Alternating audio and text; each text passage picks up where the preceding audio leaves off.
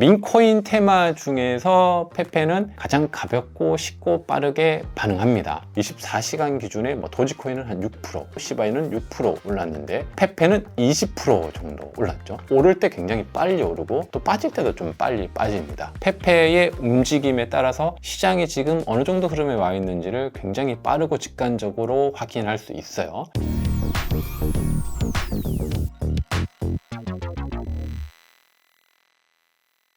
네, 최근에 알트코인 시장이 조금 움직이면서 민코인들이 굉장히 급등하고 있습니다. 이 민코인 중에 많이 알려진 페페코인이 있습니다. 페페코인은 우리가 과연 반려코인으로 삼을 수 있을지 한번 살펴보도록 할 텐데요. 결론적으로 페페코인 역시 우리가 반려코인으로 중요한 지표로 체크할 수 있는 중요한 코인 중에 하나입니다. 그 이유에 대해서 하나씩 살펴보도록 하겠습니다. 자, 일단 페페코인은 이 민코인 시장에서 굉장히 빠르게 움직입니다. 여기 보시면 민코인 카테고리인데 대표적인 민코인은 이제 도지코인이죠. 우리가 반려코인으로 삼고 있는 대표적인 코인이고요. 그리고 이더리움의 대장주인 시바이누 민코인이 있습니다. 그리고 최근에 상장한 민코어라는 또 민코인이 있습니다. 이건 BNB 생태계입니다. 그리고 이번에 다룰 페페라는 민코인이 있습니다. 기존의 개 중심의 민코인이었는데 이게 좀 확장하기 시작하는 거죠. 페페라는 개구리, 재미로 만든 코인이죠. 근데 이 페페코인 역시 민코인인데도 시가총액이 굉장히 높습니다. 57이에요. 중소형 플랫폼 레이어 1보다 시가총액이 높은 코인 중에 하나입니다. 페페는 또한 이더리움 계열이기도 해요. 이 시총 높은 것들 보면 도지코인은 비트코인 계열이고 시바이누는 이더리움 계열이고 민코인은 BNB 계열이고 페페는 이더리움 계열입니다. 그리고 여기 있는 펌프는 이제 솔라나 계열이고요. 그래서 이더리움 계열의 민코인이 대표주 1등이 시바이누고 2등이 페페다. 이렇게 보시면 될 것 같습니다. 근데 최근에 민코인들이 많이 오르고 있는데 이 민코인들이 오를 때 보면 성적을 보면 24시간 기준에 도지코인은 한 6% 그리고 시바이는 6% 올랐는데 이 페페는 20% 정도 올랐죠. 그만큼 오를 때 굉장히 빨리 오르고 또 빠질 때도 좀 빨리 빠집니다. 왜 그런지를 살펴보도록 할 텐데요. 일단 페페는 민코인 중에서 진짜 민코인이다 이렇게 이야기할 수도 있습니다. 그러면 시바이누는 가짜 민코인이냐 그런 건 아니죠. 민코인은 굉장히 쉽습니다. 직관적이고 바로 다가올 수 있죠. 그래서 도지코인이 가장 쉽잖아요. 비트코인 계열이고 어렵지 않습니다. 이해하는데 큰 기술적인 요구를 필요하지 않아요. 근데 반면에 이더리움에서 탄생한 민코인은 실제 시바이누 같은 경우는 좀 이해를 해야 됩니다. 디파이도 있고 덱스도 있고 그 안에서 활용할 수 있는 것도 있어요. 그렇게 활용할 때 조금 더 높은 수익을 냅니다. 그래서 일반 투자자가 접근하기에 조금 복잡하고 어렵죠. 이더리움도 우리가 투자할 때 좀 공부를 많이 해야 되잖아요. 그런 것처럼 시바이누 역시 민코인인데도 조금 공부가 필요한 그러한 코인입니다. 근데 이더리움을 잘 이해하고 있으면 크게 공부하지 않고 이더리움을 그대로 그냥 복사해서 만든 민코인이구나 이렇게 우리가 이해할 수 있는 거죠. 그에 반면에 페페는 굉장히 가볍고 밈스러워요. 그래서 토크노믹스를 보면 최대 공급량 이렇게 나왔죠. 이것이 다 공급이 이미 시장에 되어 있습니다.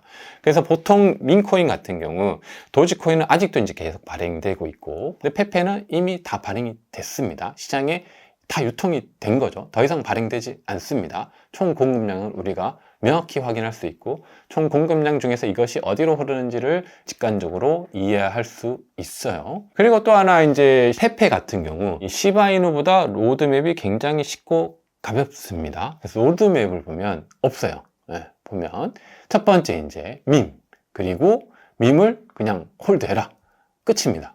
다른 게 없어요.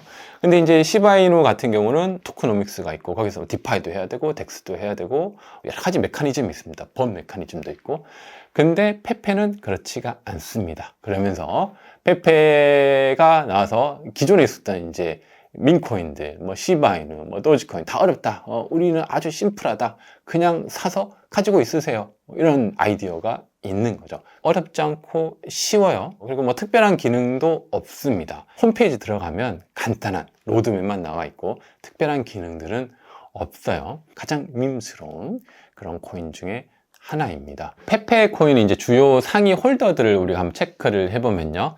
대표적으로 가장 큰 게 이제 바이낸스에 있습니다. 1위하고 3위에 12%, 4.9% 정도 있는 거죠. 가장 큰 거래소인 바이낸스에서 물량들이 있는 거고요. 그래서 개인보다는 거래소의 유동성으로 우리가 이해할 수 있죠. 두 번째는 로빈후드인데 최근에 가장 많이 시장에서 주목을 받고 있는 거래소죠. 그래서 로빈후드에 이 페페를 상장했다는 것은 굉장히 큰 의미가 있는 거죠. 도지코인도 있고 여러 가지 민코인이 있는데 그 중에서 아주 시가총이 높진 않지만 페페가 상장돼서 트레이더들한테 큰 관심을 받고 있는 그런 코인 중에 하나라고 볼 수 있고요. 그리고 나머지는 뭐 OKX, 바이비트, 그리고 우리나라 이제 빗썸도 이 순위에 있습니다. 4위에 있는 이 지갑 같은 경우는 아마 초기에 페페를 투자한 뭐 개인 혹은 뭐 어느 정도의 기관급 혹은 뭐 VC 정도의 지갑으로 좀 추정이 되고 있습니다. 이 상위에 있는 한 8위까지는 개인이라든지 고래보다는 거래소의 유동성 중심으로 페페가 굉장히 유통되고 있다라는 거고요. 그래서 시장이 급락할 때라든지 급등할 때 이 페페 중심으로 이 시장이 흘러간다. 그래서 민코인들이 폭등장이 올 때, 그럴 때 이제 페페 같은 경우 조금 더 이제 유동성이 민감해지고 많은 트레이더들이 선호하는 주요 이제 민코인 중에 하나다라고 볼 수 있습니다. 그래서 페페는 반려코인이 될 수 있을까를 살펴보면요. 첫 번째, 우리가 대표적으로 도지코인을 이제 민코인 중에서 반려코인으로 삼고 있고 주요 지표들이 있었죠. 그런 측면에서 살펴본다면 이 민코인 테마 중에서 페페는 가장 가볍고 쉽고 빠르게 반응합니다. 우리가 반려코인으로 삼으면서 페페의 움직임에 따라서 시장이 지금 어느 정도 흐름에 와 있는지를 굉장히 빠르고 직관적으로 확인할 수 있어요. 도지코인도 그 민코인 중에서 시장의 유동성에 따라 반응을 하지만 조금 더 급격하게 반응하는 것은 페페입니다.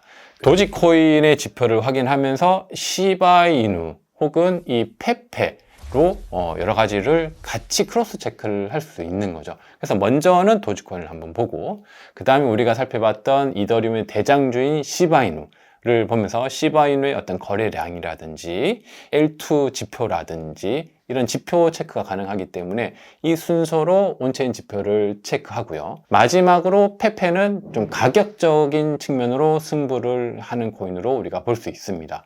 최근에도 민코인이 굉장히 많이 올랐어요. 그때 페페가 가장 먼저 반응을 보였습니다. 그래서 페페의 가격을 통해서 시장이 지금 고점에 있는지 아니면 시장에 알트코인 자금이 유입되고 있는지 혹은 시장이 지금 저점인지 체크할 때 굉장히 유용하게 활용할 수 있습니다. 지금 같은 시장에서는 알트코인 시장이 다시 시장의 유동성이 들어오는데 민코인이 조금 반응을 했고 그 중에 대표 주자로 페페가 좀 반응을 했죠. 그런 반응을 통해서 우리가 전체 시장이 어떻게 변할지, 시장이 어떻게 유동성이 흘러갈지 이런 것들을 중요한 지표로 체크를 해볼 수가 있습니다. 결론적으로 페페를 우리가 반려코인으로 삼을 수 있고요. 여러분들이 투자에 좋은 지표로 삼을 수 있고 내가 건강한 투자를 할 수 있는지 체크해 볼 수 있는 중요한 코인 중에 하나로 삼을 수 있을 것 같습니다. 네, 감사합니다.